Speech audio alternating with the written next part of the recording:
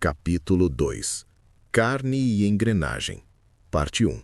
A transição do cais aberto para o interior do armazém de processamento de carne foi como entrar na garganta de uma besta de metal. O labirinto de ferro se estendia por centenas de metros, uma catedral de concreto e aço refrigerado onde a luz morria antes de tocar o chão. Para quem não pudesse ver, o ambiente era um pesadelo acústico. O som constante de ganchos de metal vazios, pendurados em trilhos no teto, batendo uns nos outros com um tinido rítmico e fúnebre sob a corrente de ar dos ventiladores industriais.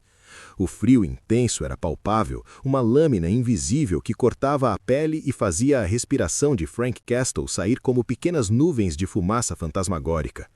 O cheiro de sangue fresco misturava-se ao odor químico de produtos de limpeza industrial e ao aroma metálico das máquinas de corte. Vargas e o que restava de sua elite haviam recuado para as profundezas do frigorífico, acreditando que as paredes grossas e as câmaras de vácuo lhes dariam uma vantagem defensiva.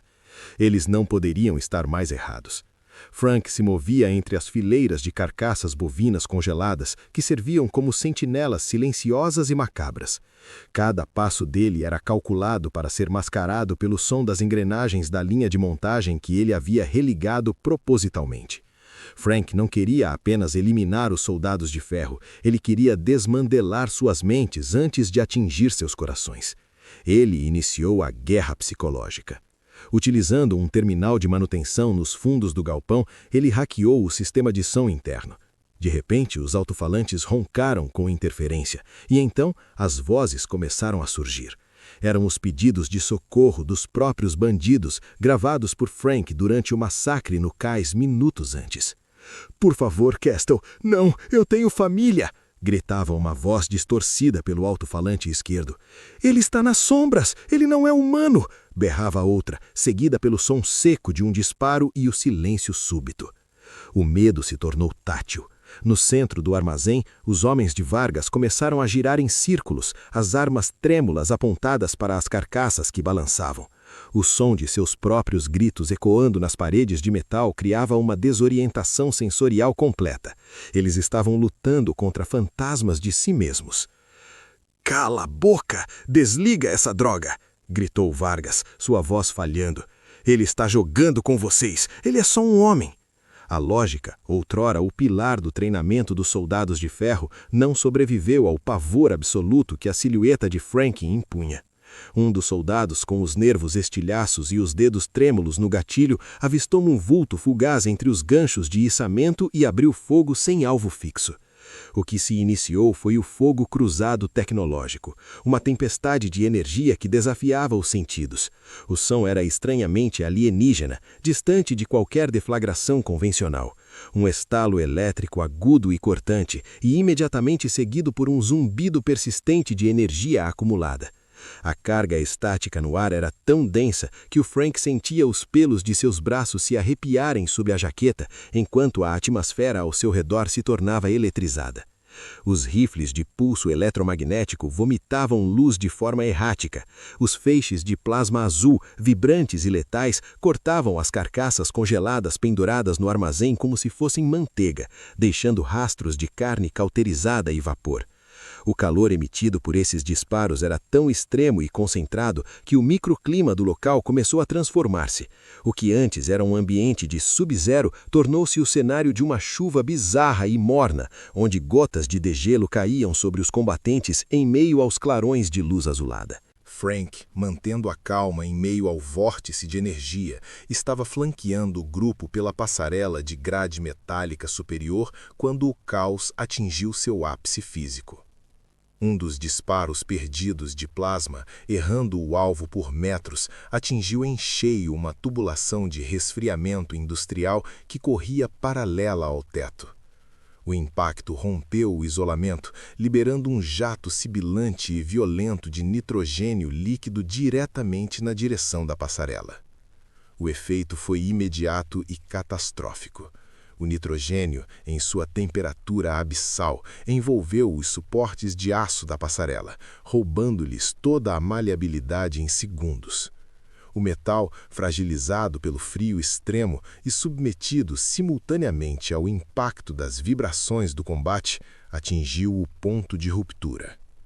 Com um som de cristal se estilhaçando, porém em escala industrial, a estrutura cedeu. Os rebites estouraram como rolhas de pressão e as vigas de sustentação se torceram, incapazes de suportar o próprio peso sob o choque térmico repentino.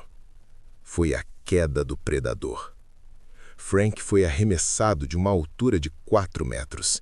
Ele atingiu o chão de cimento com um estrondo que ecoou por todo o galpão. O impacto foi brutal. Por um momento, o mundo ficou branco e o som foi substituído por um zumbido constante nos ouvidos. Ele sentiu o gosto de ferro na boca, sangue, e a respiração pesada e curta, como se suas costelas estivessem tentando perfurar seus pulmões. Um estilhaço de metal da passarela havia penetrado profundamente em sua coxa esquerda, rasgando o tecido da calça e a carne por baixo.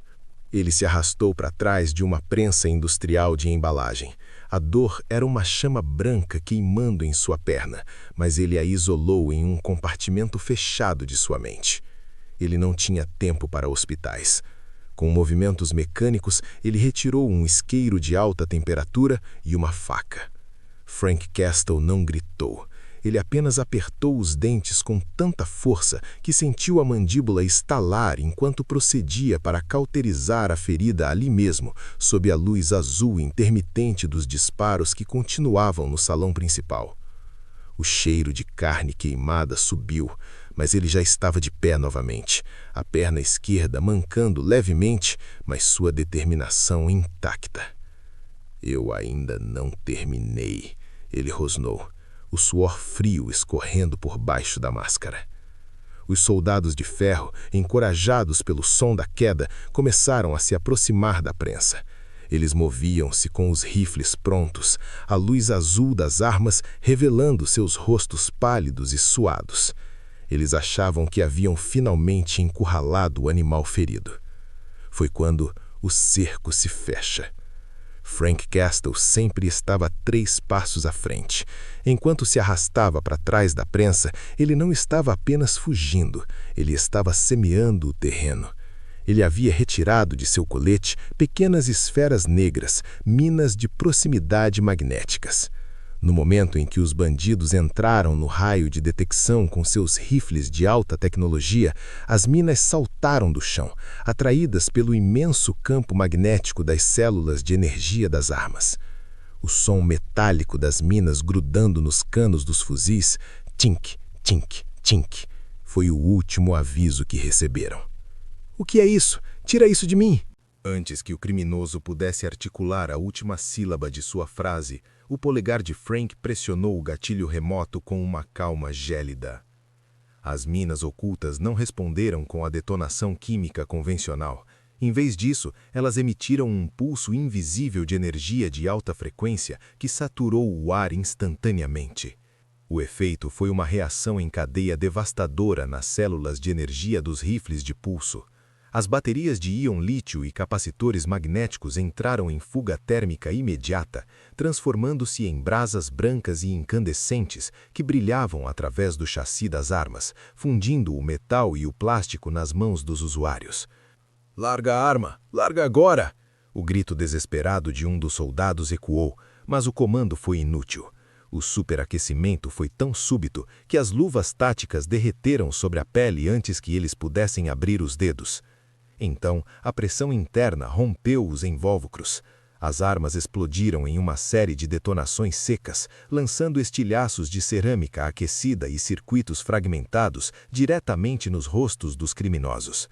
O salão, que antes vibrava com o zumbido tecnológico de alta fidelidade, foi subitamente dominado por um coro dissonante de gritos de agonia e o odor pesado de carne chamuscada e ozônio. Frank emergiu de trás da prensa hidráulica com a lentidão de um pesadelo inevitável. Ele não portava mais o rifle de precisão ou as metralhadoras táticas. Essas eram ferramentas para uma guerra de distância. Agora, ele segurava o cabo de madeira de lei de um machado de incêndio pesado que havia arrancado do suporte de emergência durante a queda da passarela. No teto, a luz giratória de emergência foi ativada, banhando o armazém em lampejos rítmicos de um tom carmesim profundo. A cada rotação da luz, a caveira branca estampada em seu peito parecia ganhar vida, mergulhada em um sangue ilusório que pulsava sob o brilho vermelho. Vargas, paralisado ao ver o colapso de sua elite tecnológica, recuou freneticamente em direção à câmara de resfriamento profundo. Seus calcanhares batiam no chão enquanto ele buscava o abrigo das portas isotérmicas. Ele estava irremediavelmente sozinho, cercado apenas pelo som fúnebre dos ganchos de carne batendo uns contra os outros e pelo passo pesado, firme e rítmico do homem que se recusava a ser enterrado pelos escombros. Frank Castle avançou pela névoa persistente de nitrogênio e fumaça, sua silhueta cortando o vapor como uma lâmina. A cada passo, a cabeça de aço do machado arrastou no concreto áspero, produzindo um som metálico estridente e contínuo, um chiado de ferro contra pedra que funcionava como uma contagem regressiva para o fim de tudo. A guerra de Castle havia transcendido a balística para entrar em sua fase mais visceral e primitiva. Naquele momento, o armazém de carne deixava de ser um local de logística para se tornar o altar de um sacrifício inevitável. Capítulo 2. Carne e engrenagem. Parte 2. O corredor que levava à câmara de resfriamento profundo assemelhava-se a um desfiladeiro de azulejos brancos e descascados, uma garganta claustrofóbica onde o espaço era tão exíguo que dois homens mal podiam caminhar lado a lado sem roçar os ombros. Ali a atmosfera era estagnada e opressiva, o ar saturado de umidade gélida e o cheiro latente de amônia parecia ter peso físico sobre os pulmões. Frank Castle avançava com uma determinação mecânica, cada impacto de sua bota no chão enviando uma onda de choque para a ferida cauterizada em sua perna. A dor pulsava em um ritmo febril e lancinante, mas ele a processava com uma frieza cirúrgica, transformando cada pontada de agonia em combustível bruto para sua marcha. Das reentrâncias escuras entre as portas corta-fogo, os três últimos sobreviventes da elite de Vargas, homens cujos olhos agora traíam um terror animal, saltaram das sombras. Desprovidos de sua tecnologia de pulso, eles empunhavam facas táticas de aço fosco e barras de metal arrancadas das estruturas. O que se seguiu foi um combate a queima-roupa desprovido de qualquer elegância. Era uma lição brutal de anatomia aplicada à destruição. Frank não desperdiçava miligramas de energia em movimentos supérfluos. Quando o primeiro agressor avançou, desferindo um golpe descendente e frenético com uma barra de aço, Frank executou um passo lateral milimétrico. O metal fatiou o ar e atingiu o azulejo da parede com um estalo seco e vibrante que soltou lascas de cerâmica. No mesmo instante, a mão de Frank fechou-se como uma prensa hidráulica em torno do antebraço do homem. Utilizando o próprio impulso do atacante, ele o arremessou com violência contra a quina de uma viga de sustentação de aço. O som que ecoou pelo corredor foi visceral e definitivo, o estalo nítido e múltiplo do septo nasal e da mandíbula se desintegrando, um ruído seco que lembrava um galho de carvalho partido ao meio sob pressão. O homem desabou, sua consciência apagada antes mesmo de tocar o solo. Frank Castle não lutava apenas contra os homens, ele usava o próprio ambiente como uma extensão de seu arsenal. Ele colidiu contra o segundo agressor, prensando-o contra a parede com o peso de seu corpo blindado. Com o antebraço travado, ele esmagou a traqueia do sujeito, abafando qualquer grito, enquanto desferia joelhadas curtas, rápidas e brutais nos rins, cada uma destinada a causar colapso orgânico imediato. A vibração de cada golpe de Frank ecoava pelo chão de concreto. Não eram os socos rápidos de um pugilista, mas as marteladas pesadas de um carrasco que conhece exatamente onde a estrutura humana é mais frágil. O terceiro homem, impulsionado pelo pânico, tentou enfiar uma faca de combate nas costelas de Frank, buscando uma abertura sob o colete. Sem desviar o olhar para o objetivo à frente, o justiceiro ergueu a mão e agarrou um dos ganchos de carne que pendia do trilho superior. Com um puxão violento e coordenado, ele trouxe o metal pesado e pontudo em uma trajetória em arco. O gancho atingiu o crânio do agressor com um som surdo, o impacto metálico de ferro contra osso, derrubando-o instantaneamente em um emaranhado de membros inúteis. O corredor mergulhou em um silêncio pesado, interrompido apenas pelos gemidos rascantes dos homens caídos e o som ritmado, quase hipnótico, do sangue pingando nos azulejos frios. Vargas! A voz de Frank rugiu, uma nota gutural que vibrou pelas paredes metálicas e parecia fazer o próprio ar tremer. O corredor está ficando curto. Escolha como quer terminar isso. Ao alcançar a porta pesada da câmara principal, Frank sentiu a tensão vinda do outro lado. Ele sabia que os últimos defensores estavam entrincheirados, as mãos suadas apertando o que restava do armamento funcional. Ele não entraria como um alvo fácil ou uma silhueta previsível. Com movimentos rápidos, ele sacou 2 sinalizadores de magnésio de alta intensidade. Ao ativá-los, uma luz branca, cegante e insuportável, capaz de queimar as retinas de qualquer um que estivesse com os olhos adaptados à penumbra, começou a sibilar com um calor furioso, pronta para transformar o santuário de Vargas em um inferno de claridade. O clarão da caveira inundou o frigorífico. A luz de magnésio era de um branco azulado insuportável, uma radiação que queimava a retina de qualquer um que estivesse com os olhos adaptados à escuridão.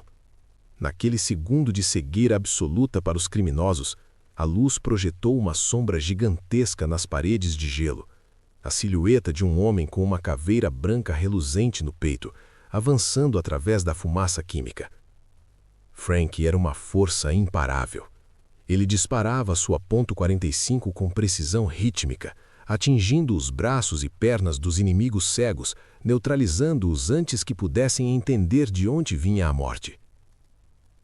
"Meus olhos, eu não vejo nada!" gritava um dos guardas, disparando seu fuzil para o teto em puro pânico. Frank ignorou os gritos.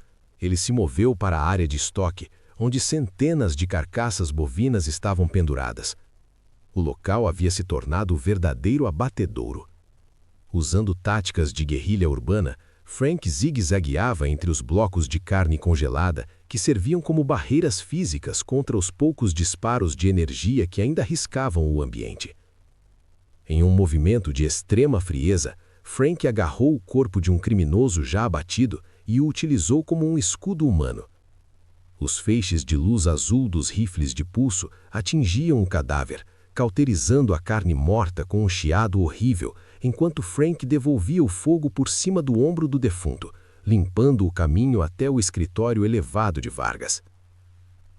No entanto, o maior aliado de Frank não foi sua munição, mas a fragilidade da mente criminosa. O braço direito de Vargas, um mercenário psicótico chamado Miller, atingiu seu ponto de ruptura. Cercado pelo brilho ofuscante, pelo som de carne sendo atingida e pela imagem daquela caveira que parecia flutuar no nada, Miller sofreu um colapso nervoso. "Ele está nas paredes, ele está nas carcaças!" Miller começou a gritar, girando seu rifle e abrindo fogo contra os próprios aliados que tentavam se agrupar. "Saiam de perto de mim! Vocês são ele! Todos vocês são ele!" Frank parou. Ele se encostou atrás de um pilar de aço e apenas observou a autodestruição do grupo. O som das armas de pulso vaporizando os próprios membros da gangue era um testemunho da eficácia da guerra psicológica de Castle. Em menos de um minuto, o pânico de um único homem havia feito o trabalho de um pelotão inteiro. Miller descarregou sua arma até que a célula de energia derretesse, e então caiu de joelhos, chorando e rindo em meio ao massacre que ele mesmo causara. Frank aproximou-se silenciosamente e, com um único golpe da coronha da arma, colocou fim ao delírio do mercenário. Mas o ambiente estava mudando. A instabilidade das armas de pulso, aliada ao incêndio que Frank iniciara e ao nitrogênio vazando, criou uma atmosfera altamente volátil. O isolamento térmico das paredes do frigorífico começou a derreter e os tanques de combustível do gerador de emergência foram atingidos por fagulhas elétricas. A fuga das cinzas. Explosões em cadeia começaram a sacudir a estrutura do armazém. O fogo, alimentado pelo oxigênio dos sistemas de ventilação, subiu pelas paredes como uma besta faminta. O azul frio do gelo foi substituído pelo laranja furioso das chamas. Frank caminhou em direção à saída de emergência. Atrás dele, o teto começou a colapsar em uma chuva de faíscas e vigas retorcidas. Ele não correu. Cada passo era deliberado, mesmo com a perna ferida exigindo cada grama de sua vontade. Ele passou pelo escritório de Vargas, vendo o líder fugir por uma escotilha superior. Mas Frank não o perseguiu. Ele queria que Vargas visse seu império queimar primeiro. Quando Frank Castle atravessou a porta de saída, o impacto da explosão final nas suas costas jogou uma onda de calor que quase o derrubou. Ele saiu para a noite de Nova York, a chuva agora lavando o fuligem e o sangue de seu rosto. O armazém de carne era agora uma pira funerária gigante. Frank caminhou calmamente pelo beco lateral enquanto as explosões iluminavam o céu noturno, pintando as nuvens baixas de um vermelho doentio. Ao longe, o som das sirenes do Corpo de Bombeiros e da Polícia de Nova York começava a preencher o vácuo. Mas Frank já era apenas uma sombra a mais na calçada. Frank Castle alcançou seu furgão de transporte tático, um veículo de lataria fosca e reforçada que se camuflava entre as sombras de uma rua sem saída. Ao abrir a porta traseira, o metal rangeu sob seus dedos trêmulos pela adrenalina residual.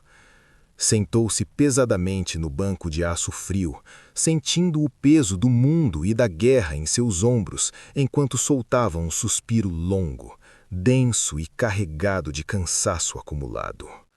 O ar confinado do veículo foi imediatamente invadido pelo odor pungente e persistente de carne queimada, sangue seco e ozônio ionizado que permanecia impregnado em cada fibra de seu uniforme de combate. Ignorando a exaustão, ele esticou a mão em direção ao rádio de longo alcance. Seus dedos, manchados de pólvora e fuligem, sintonizaram com precisão uma frequência privada e criptografada, o único canal que ainda o ligava ao mundo que ele jurou proteger e punir. "Diário de guerra", ele disse, sua voz tão fria quanto o gelo que acabara de derreter. O armazém foi neutralizado. O hardware foi destruído. Vargas está solto, mas ele não tem mais para onde correr. Ele é a isca, e o peixe grande está prestes a morder.